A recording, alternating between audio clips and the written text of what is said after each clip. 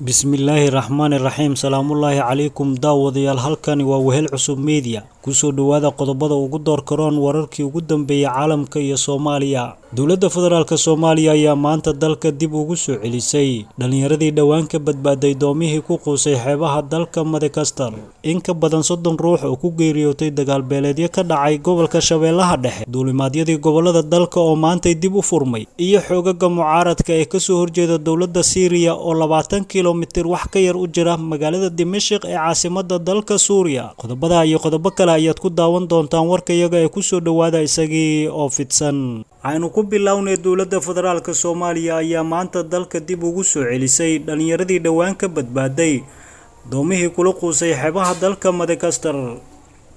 Waxaa maanta garoonka diyaaradaha Aadan Cadde ee magaalada Muqdisho laga soo dejiyay ilaa 47 ruux oo ka mid ahaa dadkii dhawaan ka badbaaday dooman ay saarnaayeen oo kula quusay xeebaha dalka Madagascar xilli ay ku sii jeedeen jasiiradda Mayotte ee hoos tagta dalkaasi Faransiiska.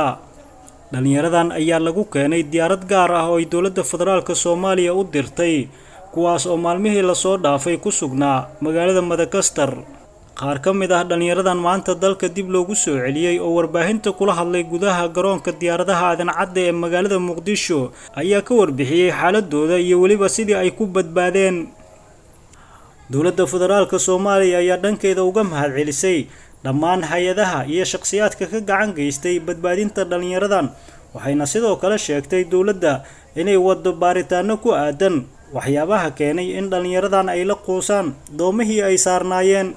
Ugu dambeyntii dhalinyaradan maanta dalka dib loogu soo celiyay waxay ku labisnaayeen dhammaantood dharka calanka Soomaaliya, waxaana wajiyadooda laga dheehan karay dareen farxadeed oo aad u weyn iyaga oo ku qanacsanaa inay dib ugu soo laabtaan dalkooda iyagoo nabad qaba.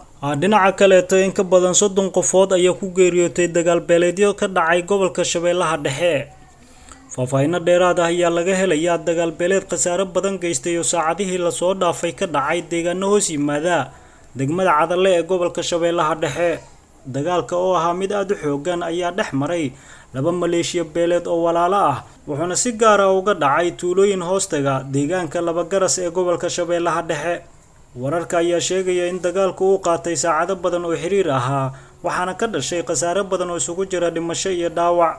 In ka badan 30 qof ayaa la xaqiijiyay inay ku dhinteen dagaalka, kuwaas oo isugu jira dhinacyadii dagaalamay iyo dad shacab ahaa, sida ay noo xaqiijiyeen ilawareedyo ku sugan gobolka Shabeellaha Dhexe. Sidoo kale waxaa jira dhaawacyo kale oo intaasi ka badan oo waxyeello ku noqday dagaalka oo ahaa mid aad u xooggan oo isku adeegsadeen dhinacyada hubka noocyadiisa kala duwan. Xaaladda ayaa weli ah mid aad u kacsan, waxaana aagga deegaanka Laba Garas isku hor fadhiyo maleeshiyaadka labada dhinac ee dirirtu u dhaxayso, kuwaas oo ay kala gaareen gurmadyo aad u xooggan, waxaana laga cabsi qabaa in mar kale uu dib u qarxo dagaal u dhaxeeya labadan dhinac. Ma jiro wax hadal ah oo ka soo baxay maamulka Hirshabelle iyo saraakiisha ciidamada dowladda ee ku sugan gobolka Shabeellaha Dhexe. Dagaalkan ayaa noqonaya mid ka mid ah kuwii ugu khasaaraha badnaa ee ka dhaca gobolka Shabeellaha Dhexe, waxaana xusid mudan in xadka goboladii Hiiraan iyo Shabeellaha Dhexe toddobaadyadii la soo dhaafay dagaalo noocan oo kale ay ka dhaceen. Dhinaca kaleetana waxaa maanta dib u bilowday duulimaadyadii guud ee gobolada dalka isaga kala gooshayay kadib markii hakad ay galeen howlaha duulimaadyada maalintii shalay ahayd. Dowladda Federaalka Soomaaliya ayaa maanta dib u fasaxday dhammaan duulimaadyadii gobolada dalka marka laga reebo deegaanada Jubbaland. Dowladda ayaa duulimaadyada u hakisay maalintii shalay ahayd amar diidda ay sameeyeen shirkadaha diyaaradaha kadib markii ay ka diideen dowladda Federaalka codsi ay u soo jeedisay oo ahaa in ciidamo iyo saanad militari ay u qaadaan diyaaradaha deegaanka Ras Kamboni ee gobolka Jubbada Hoose, taasi oo keentay in dowladdana ay amarto in dhammaan hakad la geliyo howlihii duulimaadyada gobolada dalka. Ugu dambeyntiina qodobka ugu xiisaha badan arrimaha dibaddana waxa uu noqonayaa kooxaha mucaaradka ee dalka Suuriya oo shaaciyay in wax ka yar 20 kiiloomitir ay u jiraan caasimadda dalka Suuriya. Xoogagga mucaaradka hubeysan ee ka dagaalama dalka Suuriya ayaa shaaca ka qaaday inay qarka u saaran yihiin inay gudaha u galaan magaalada Dimashq ee caasimadda dalkaasi Suuriya. Gaashaanle Dhexe Xasan Cabdulqani oo ka mid ah waaxda howlgallada militariga ee kooxda mucaaradka ayaa sheegay in wax ka yar 20 kiiloomitir ay u jiraan magaalada caasimadda ah ee Dimashq. ciidamada hadda waxay wax ka yar 20 kiiloomitir u jiraan albaabka koonfureed ee laga galo caasimadda Dimashq ayuu yiri gaashaanle dhexe Cabdilqani. kooxaha mucaaradka ayaa saacadihii la soo dhaafay sheeganayay inay si buuxda ula wareegeen gacan ku haynta gobolka lagu magacaabo Daarka oo ah halkii uu ka soo bilowday kacdoonka ka dhanka ah madaxweynaha dalka Suuriya Bashar al-Assad sanadkii 2011.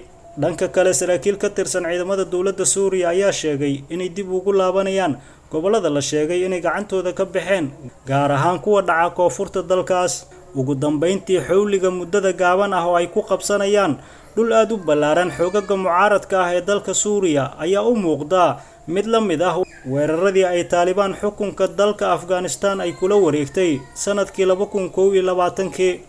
guud ahaan inta ayaan ku soo gabagabeynayaa warkii aad kala socoteen Wehel Media. daawada haddii aad ku cusub tahay boggayaga ku soo bir siina share garay warbixinadeena waad ku mahadsantihiin daawashadiina.